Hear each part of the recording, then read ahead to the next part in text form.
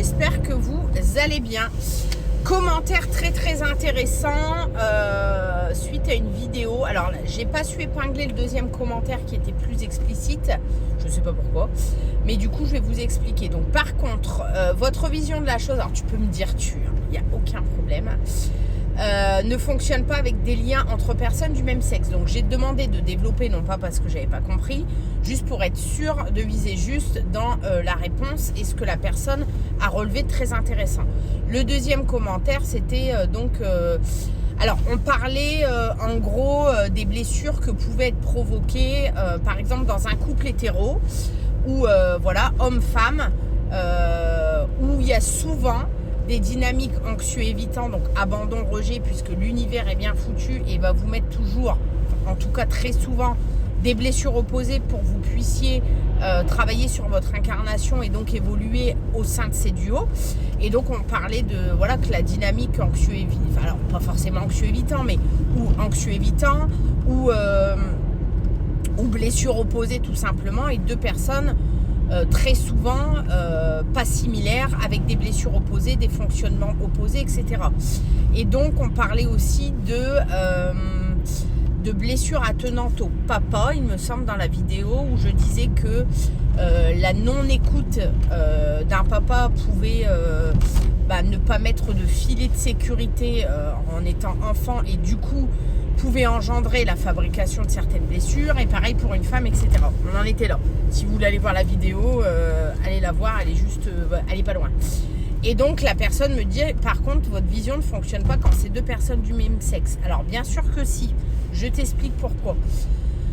Alors, à moins de tomber sur une âme sœur, et là vous fonctionnez relativement pareil, il y a de la fluidité, il n'y a rien à travailler. Là je parle vraiment sur des relations d'âme où on doit travailler, où c'est une dynamique opposée, etc. On est bien là-dessus. Attention, quand on parle de structure yin et yang, on parle bien de structure énergétique. Ce n'est pas parce que vous êtes une femme que vous êtes forcément de structure yin, et ce n'est pas parce que vous êtes un homme que vous êtes forcément de structure yang. Je développe.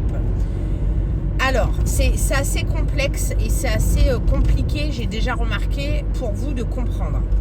Alors, normalement, une femme est constituée en majorité, parce qu'on a bien les deux énergies en nous, yin et yang, que ce soit homme ou femme, mais une femme est toujours composée normalement, je dis bien normalement, une femme équilibrée qui a fait du travail sur elle, etc., est normalement composée de structures yin, de structure énergétique yin en polarité dominante, et un homme normalement est composé de structure yang en prédominante dans sa structure énergétique. Mais il y a toutes les blessures qui rentrent en compte, les traumas, les histoires de vie de chacun, etc., qui font qu'on a tendance à se mettre des carapaces, qu'on a tendance à se créer un faux self, toujours par protection. C'est l'ego qui met ça en place, et voilà. Donc forcément, ça a un impact direct sur la structure énergétique. En gros, quelqu'un qui est vraiment... Je vais vous donner mon exemple. Avant la compréhension de mes blessures et le travail sur moi, j'étais de structure énergie yang en dominance.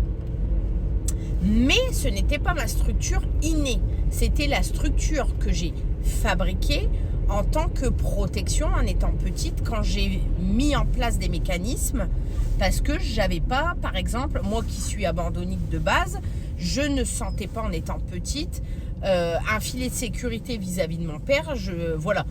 Et du coup, je me suis forgé moi-même un faux self pour pouvoir m'auto-protéger, voilà. Et du coup, j'ai fonctionné la majeure partie de ma vie dans une structure yang, mais blessée. Et de base, maintenant je reviens à ma structure yin innée. Il faut bien que vous fassiez la différence entre la structure qui est innée et la structure qui est fabriquée par l'ego.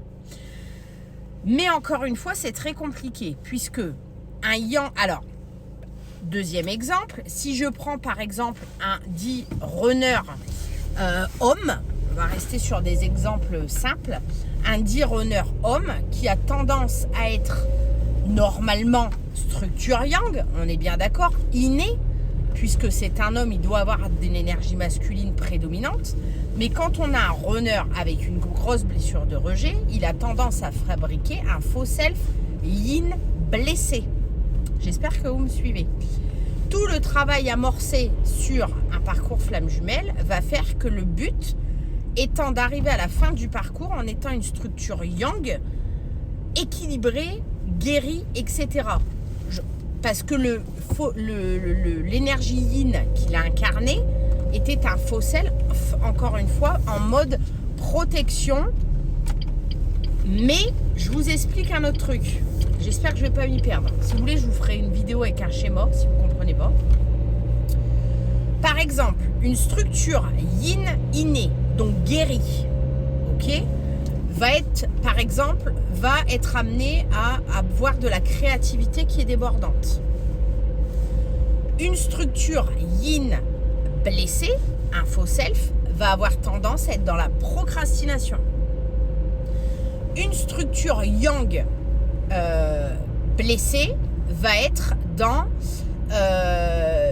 par exemple, dans la production constante, c'est-à-dire être toujours dans le faire pour pouvoir oublier de rentrer à l'intérieur de soi, d'essayer de comprendre ses blessures, etc. Va être toujours dans une action de feu.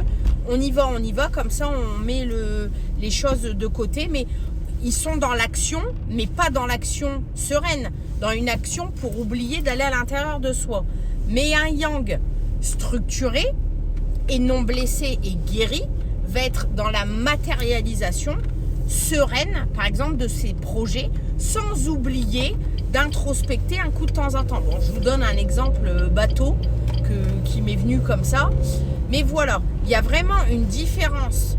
Si vous voulez, je peux vous faire une liste de comment agit par exemple un yang inné, structuré, équilibré, guéri, d'un yang faux self. Je pense que ça serait une bonne idée de vidéo. Et pareil pour le yin. Parce que là, en termes de fonctionnalité, la sexualité, ça change rien. On parle vraiment en termes d'énergie.